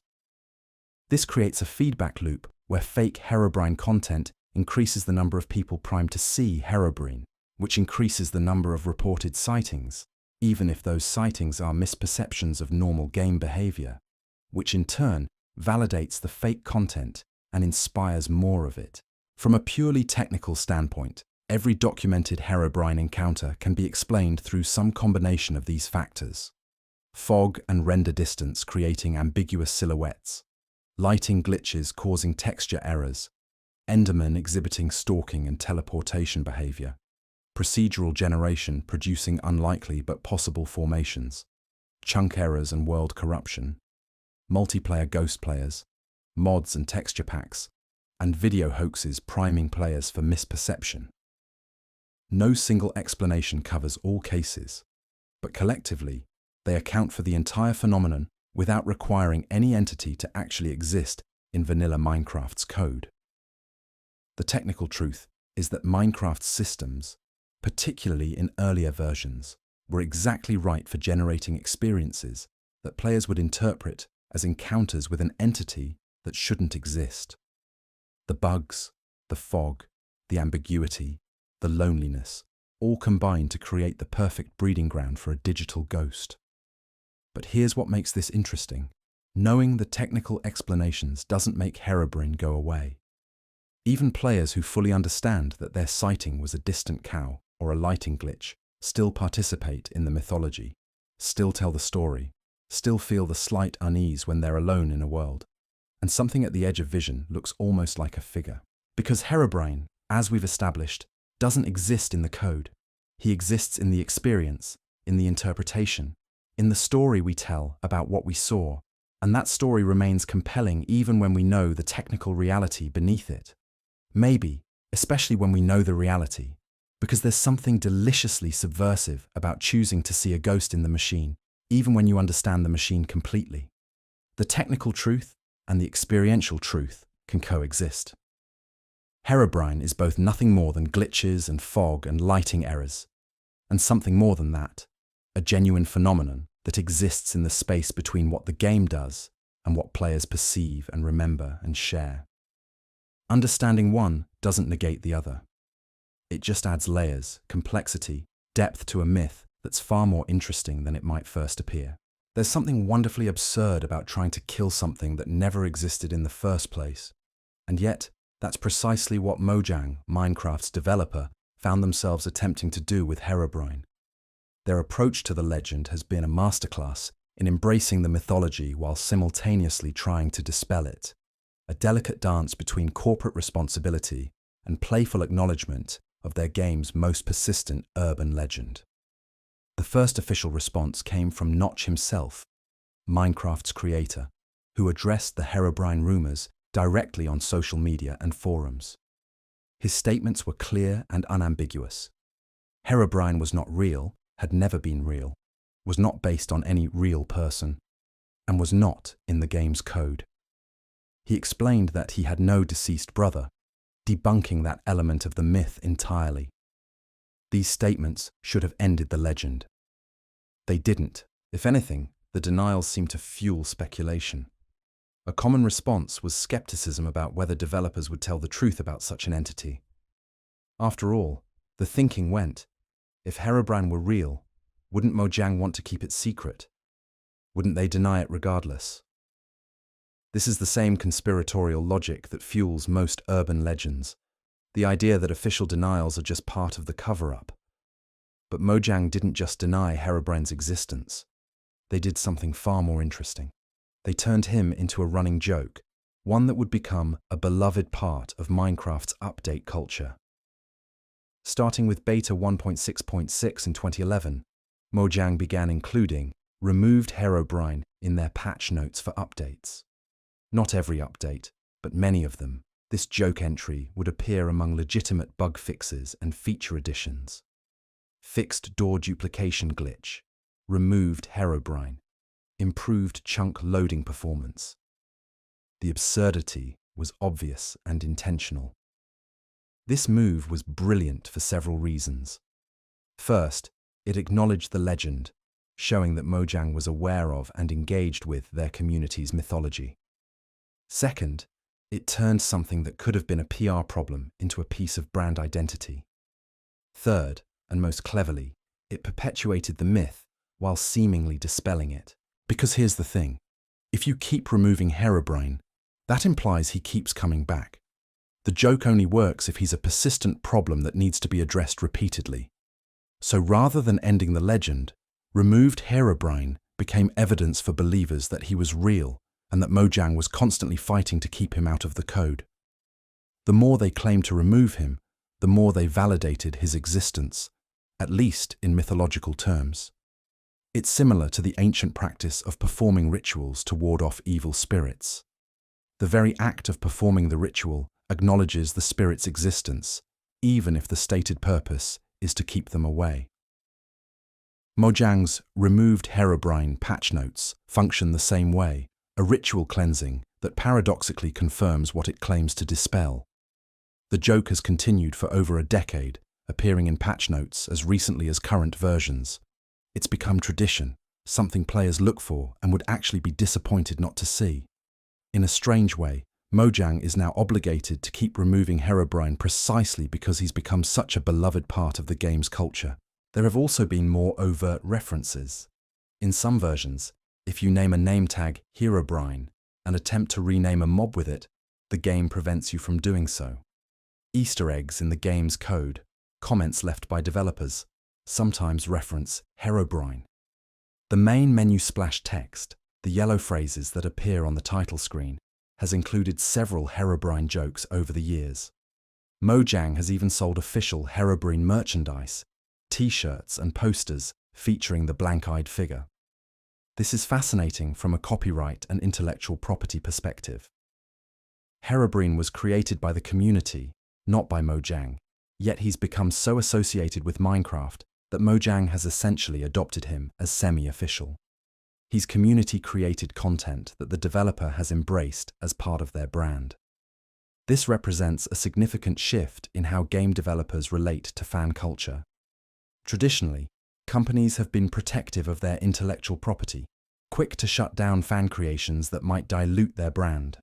But Mojang took the opposite approach, recognizing that Herobrine, despite being fake, added value to Minecraft's cultural footprint. The legend made the game more interesting, gave players something to talk about, created content and engagement that Mojang didn't have to produce themselves. It's a form of collaborative storytelling between developer and community. Mojang provides the canvas, the game systems and mechanics, but the community paints the stories. And sometimes those stories are so compelling that they become officially recognized, if not officially canon. This approach has influenced how other game developers handle community-created legends and myths. The relationship between official narrative and fan culture has become more fluid, with developers increasingly willing to acknowledge and even incorporate community stories, Easter eggs, and inside jokes into their games. But there's a more serious side to Mojang's response as well. The company has had to deal with the fact that belief in Herobrine, particularly among younger players, could cause genuine distress. Children who believe Herobrine is real and malevolent might be frightened to play the game, might experience anxiety about loading their worlds. This is especially true in the era before widespread understanding of internet hoaxes and digital literacy. Mojang's approach has been to maintain their stance that Herobrine doesn't exist while not dismissing or mocking believers. Their statements on the topic are gentle, explanatory, educational. They explain how the myth started, what game features might create Herobrine-like experiences, and reassure players that there's nothing in the code that can harm them or their worlds. This balancing act, respecting the fun of the mythology while providing factual information for those who need it, reflects a mature understanding of community management. The joke of removed Herobrine exists alongside genuine attempts to educate and reassure, both approaches coexisting without contradiction. It's also worth noting what Mojang hasn't done. They've never created an official Herobrine entity, never added him as an actual mob or boss. Despite the obvious commercial appeal, despite how easy it would be to make Herobrine real through an official update, they've resisted. This restraint is important. By keeping Herobrine in the realm of myth rather than canonizing him, Mojang preserves the mystery, the ambiguity that makes the legend work. If Herobrine became an official game feature, he would lose his power. He works precisely because he shouldn't exist, but might. Making him real would resolve that tension, would turn him from a ghost into just another mob, another piece of content to be defeated and understood. By keeping him permanently unofficial, permanently removed, Mojang maintains the space where the myth can thrive. This decision shows a sophisticated understanding of how mythology functions. The power of mythological beings often lies in their ambiguity, their position at the boundary between real and unreal. Gods become less compelling when they manifest directly and unambiguously. Ghosts lose their fear factor when fully explained. Herobrine remains potent precisely because he exists in that liminal space, neither confirmed nor definitively impossible. Mojang's handling of Herobrine offers a template for how modern media companies might engage with fan-created content and emergent culture. Rather than trying to control every aspect of their brand's narrative, they've allowed space for community storytelling, acknowledged and celebrated it even while maintaining their technical truth. It's a partnership, a shared authorship of the Minecraft experience that extends beyond what the developers explicitly create. In killing what never lived by repeatedly removing what was never there, Mojang has paradoxically kept Herobrine alive. Their joke has become his life support, their denials his proof of existence. It's a strange, wonderful relationship between developer and myth, official and unofficial, true and false. And it's made Minecraft richer, deeper, more interesting than it would be if the company had simply said, Herobrine doesn't exist, and left it at that. Herobrine as reflection. We've spent considerable time exploring what Herobrine is, how the myth formed, why players see him, and how the developers have responded. But perhaps the most interesting question remains. What does Herobrine mean? What does this digital ghost tell us about ourselves, about our relationship with games, with creation, with the idea of being alone in virtual spaces? At the deepest level, Herobrine is a mirror. He reflects back to us our anxieties and desires about the digital worlds we create and inhabit. And what he shows us is complex, sometimes contradictory, but always revealing. First, he reflects our fundamental ambivalence about solitude. Minecraft, especially in its early single-player form, is one of the loneliest game experiences you can have. You are alone in an infinite world. No NPCs with dialogue, no companions, no quest givers. Just you, blocks, and silence. For some players, this is meditative, peaceful, a welcome escape from the constant social demands of modern life. For others, it's unsettling, even frightening. Herobrine emerges from this tension. On one hand, the idea that you're not alone, that something else is present in your world, can be comforting. It populates the emptiness, suggests that the world has significance beyond your own actions.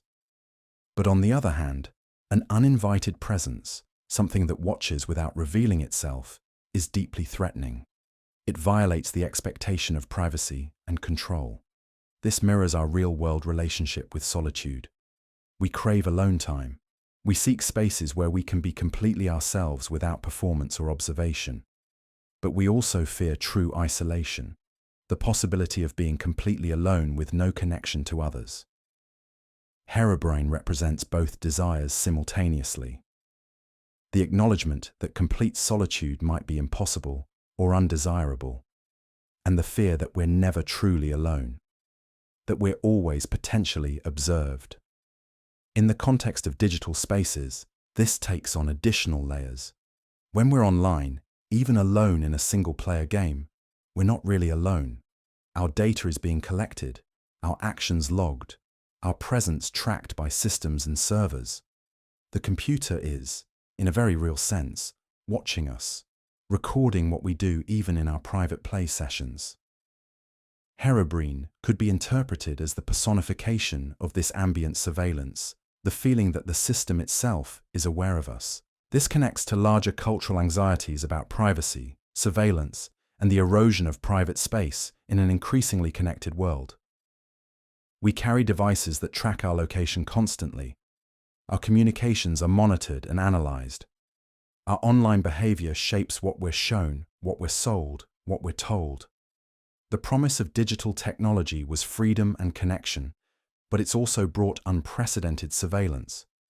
Herobrine is the ghost of that surveillance, the feeling that we're being watched, even when we think we're alone. But Herobrine also reflects something about creation and control. Minecraft is a game about building, about shaping the world according to your will. You are, quite literally, the god of your world, able to create and destroy at will, limited only by the game's rules and your own imagination. This is empowering, satisfying, a form of creative expression that games uniquely provide. But Herobrine suggests limits to that control. He's the thing you didn't create, the presence you didn't summon, the aspect of your world that operates independently of your will. He represents the fear that our creations might exceed our control, that the worlds we build might develop their own agency. This is a very old anxiety, present in myths from Prometheus to Frankenstein to modern stories about artificial intelligence. The creator who loses control of their creation, the world builder who discovers their world has its own life, independent of their intentions. Herobrine is Minecraft's version of this archetypal fear, the suggestion that procedurally generated worlds might generate more than we intended. And in a broader sense, this reflects our cultural moment's anxieties about technology generally. We've created systems, AIs, networks, simulations that we don't fully understand, that behave in ways we don't always anticipate. The algorithms that shape our news feeds, the trading systems that move markets, the generative models that create art and text, all operate with a complexity that can feel like agency, like intention, even when we know they're just following programmed rules. Herobrine asks, at what point does sufficient complexity become indistinguishable from intention? At what point does the created world look back at its creator? These aren't just philosophical questions, they're practical ones we're confronting as technology becomes more sophisticated. There's also something in Herobrine about memory and persistence. He's often described as leaving traces, signs of his presence even when he's not visible. Tunnels, structures, alterations to the landscape. The world remembers him, or seems to, even though he was never there. This reflects how digital systems do, in fact, remember. Everything you do in Minecraft is saved, encoded into world files. The game remembers your actions, preserves them, can play them back through the persistence of altered blocks. In this sense, every player is Herobrine to every other player in a multiplayer world, a presence known only through the traces they leave, the structures they build, the landscape they alter. You're never directly witnessed by others when you're offline, but your impact persists. You exist in the world as memory, as evidence, as ghost. This has implications for how we think about identity in digital spaces. We exist in online worlds not as bodies, but as information, as accounts, as histories of actions taken and content created. Our digital selves are more like ghosts than physical beings, present through traces rather than presence, known through evidence rather than direct experience. Herobrine, then, is a reflection of digital identity itself. The strange way we exist in online spaces as simultaneously present and absent, known and unknown, there and not there. He also reflects our relationship with the unknown and the unexplained. In an era where we can Google virtually any question and receive an instant answer, where mysteries are quickly solved by crowdsourced investigation, where cameras and sensors document everything, there's something compelling about a mystery that persists, that resists definitive explanation. Herobrine remains ambiguous. Yes, we have technical explanations for every supposed encounter, but the myth persists anyway, occupying a space that explanation can't fully colonize. In a world increasingly mapped, quantified, and explained, Herobrine preserves a small territory of genuine mystery. Not because we don't know the truth, but because we collectively agree to let the mystery persist despite knowing. This might be one of his most important cultural functions, maintaining a space for wonder, for the possibility that our rational explanations might not capture everything, that there might be more to experience than what can be technically verified. Finally, Herobrine reflects the power of collaborative storytelling and shared mythology. He doesn't belong to any one person. He's not owned by Mojang despite their trademark on Minecraft. He's community property, collectively authored, collectively maintained. Everyone who tells a Herobrine story, who creates Herobrine content, who participates in the mythology, is co-author. This reflects a shift in how culture is created in the digital age. We're moving away from the broadcast model, where creators produce content for passive consumers, toward a participatory model where audiences are also creators, where culture emerges from the interaction of many contributors rather than being handed down from authoritative sources. Herobrine is a case study in this new model of cultural production. He proves that myths can still form, that collaborative storytelling is alive and well, and that communities can create rich, meaningful narratives without centralized authorship or control. He's what culture looks like when it's truly democratic, truly distributed, truly collaborative. In looking at Herobrine, we see ourselves reflected, our fears and desires, our relationship with technology and creation, our need for mystery and meaning, our capacity for collaborative imagination. He's a mirror made of pixels and story, and what he shows us is as complex and contradictory as human nature itself. The ghost. We're approaching the end of our journey into the fog, our exploration of Minecraft's most persistent legend. You've been patient, staying with me through technical explanations and philosophical musings, through psychology and mythology, through code and consciousness. And now, as we near the conclusion, I want to offer one final thought about Herobrine and what he represents. Every culture needs its ghosts. Not necessarily belief in literal spirits, though many cultures have that too, but stories about presence and absence, about the boundaries between the known and unknown, about what might be watching from just beyond our perception. These stories serve important functions. They acknowledge uncertainty. They mark the limits of our understanding. They provide a framework for experiences that don't fit neatly into our rational models of reality. Herobrine is the ghost that digital culture needs. He's the story that acknowledges what it feels like to inhabit virtual spaces, the ambiguity and loneliness and occasional uncanniness of spending time in simulated worlds. He gives form to the vague unease that sometimes accompanies digital experience, the feeling that there's something not quite right, something watching, something present that shouldn't be there. And perhaps more importantly, he proves that mythology isn't dead, that humans haven't stopped creating sacred narratives just because we have science and technology. We still need stories that do what stories have always done. Help us make sense of experience, connect us to others, provide meaning and structure to the chaos of existence. The fact that Herobrine can emerge in a context as modern and technological as a video game, that a myth can form around code and algorithms, suggests that the mythic impulse is fundamental to human consciousness, not tied to any particular era or level of technological development. We're storytelling beings. We create meaning through narrative, and will continue doing so in whatever media and context we find ourselves, from campfires to forums, from oral tradition to YouTube videos. Herobrine also reminds us that games are more than products, more than entertainment software. They're spaces where culture forms, where communities gather, where stories are born. The experiences we have in games are real experiences, ones that leave memories, shape emotions, influence thought and creativity.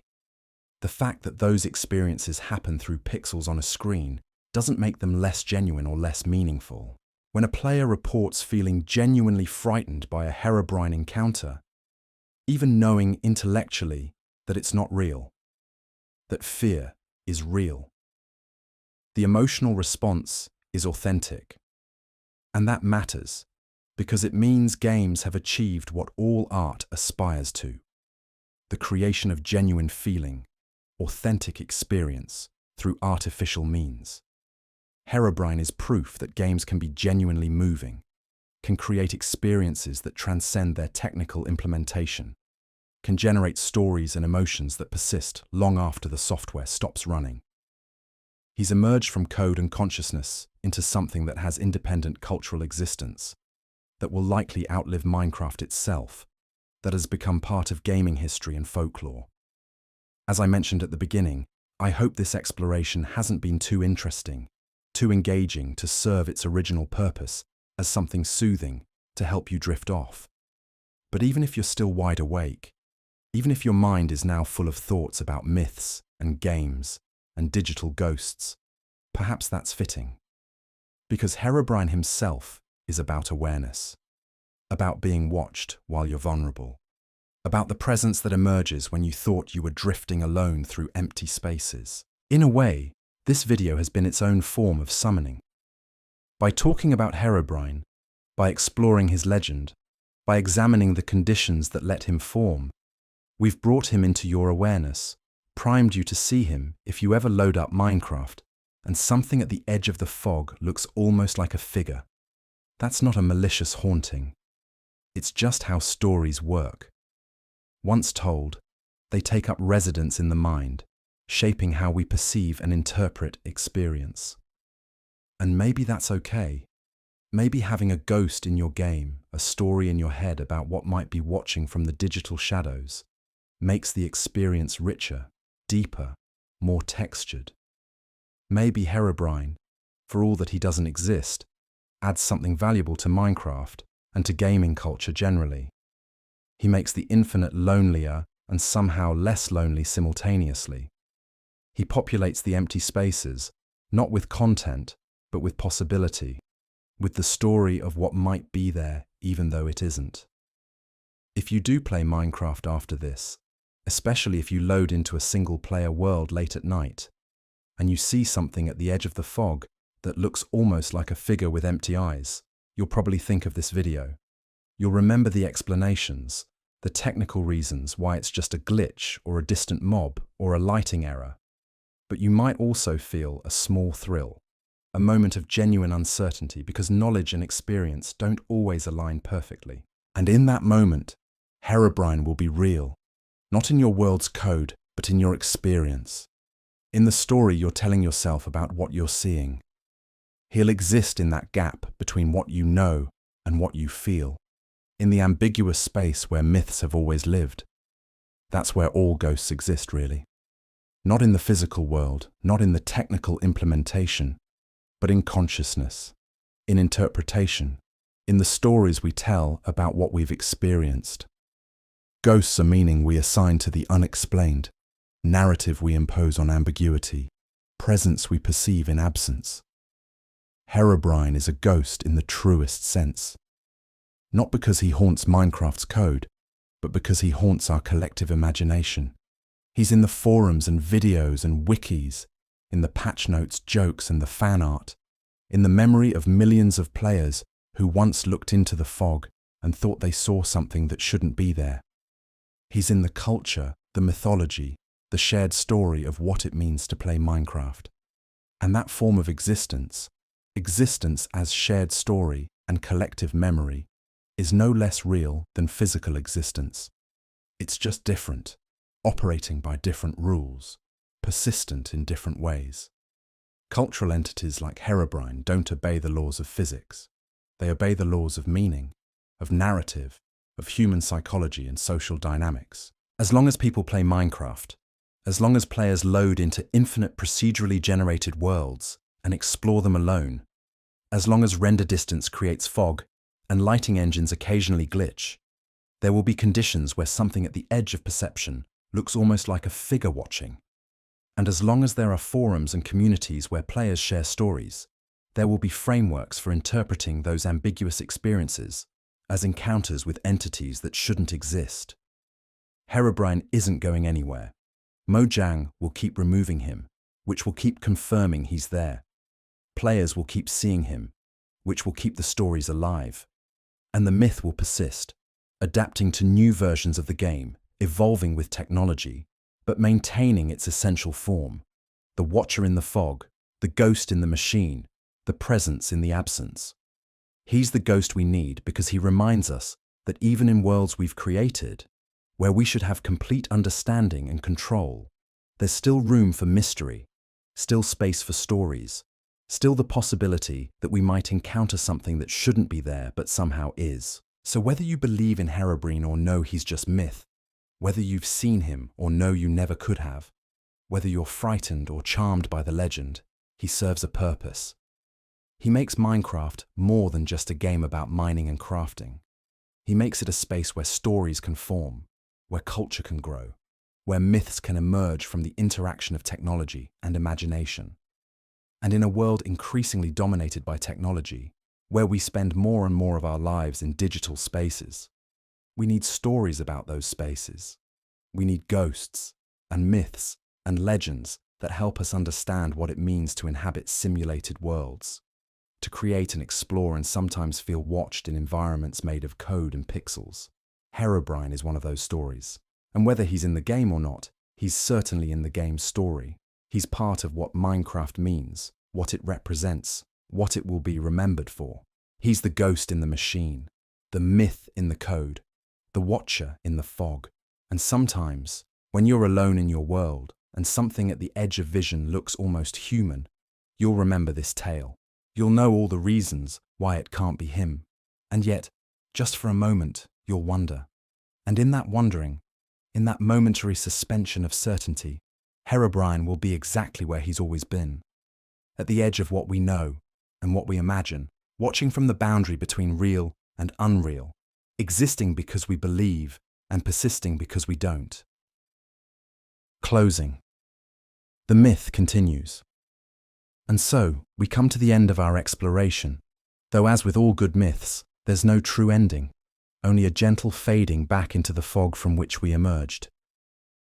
We've travelled far tonight, from the birth of a legend on a forum post to the collective psychology that sustains it, from the technical quirks that create ghostly experiences to the philosophical questions about emergence and consciousness, from Mojang's playful acknowledgements to the deeper meanings reflected in those empty white eyes. Herobrine, we've discovered, is many things simultaneously. He's a glitch and a story, a hoax and a truth, a nothing and a something. He exists in the spaces between categories, refusing to be pinned down, persisting despite all evidence that he shouldn't. And perhaps that's his greatest achievement, remaining mysterious in an age that hates mystery, maintaining ambiguity in a culture that demands certainty, existing without existing in a world that insists everything must be binary, must be either real or fake, never both and neither. Before we part ways, I want to thank you for joining me on this journey. Whether you stayed awake through all of it or drifted off somewhere in the middle, I hope you found something here worth your time. Perhaps a new perspective on a familiar story, or perhaps just a gentle space to let your thoughts wander through digital fog. If you enjoyed this exploration, I'd be grateful if you'd give the video a like and consider subscribing, and I'd love to hear from you in the comments. Where are you watching from? What time is it in your corner of the world? Have you ever had a Herobrine encounter, real or imagined? What do you think about the idea of ghosts in digital spaces? These questions aren't rhetorical. I genuinely want to know because this story, like Herobrine himself, is collective property, shaped by everyone who encounters it and adds their voice to the conversation. As you move forward from here, whether to sleep or to wakefulness, to Minecraft or to other adventures, carry with you the knowledge that myths are still being born, that technology hasn't killed our capacity for wonder, and that sometimes the most interesting questions aren't about what's true, but about what we choose to believe and why. The fog at the edge of render distance will always be there, and in that fog, at the boundary of what you can clearly see, there will always be shapes that might be something or might be nothing. What you make of those shapes, the stories you tell about them, the meaning you assign to the ambiguous, that's where Herobrine lives, not in the code, in you, in all of us, in the collective imagination of a community that decided a ghost should haunt their digital world, and by deciding, made it true in the only way that matters. Sleep well, fellow traveller. And if you dream of blocky landscapes and distant figures with empty eyes, remember, it's just a dream, just a game, just a story. Unless, of course, it's not. The myth continues, the fog persists, and somewhere, always, someone loads a world and sees something they shouldn't see, something that shouldn't be there but is. Herobrine, removed, always, present, forever. Good night.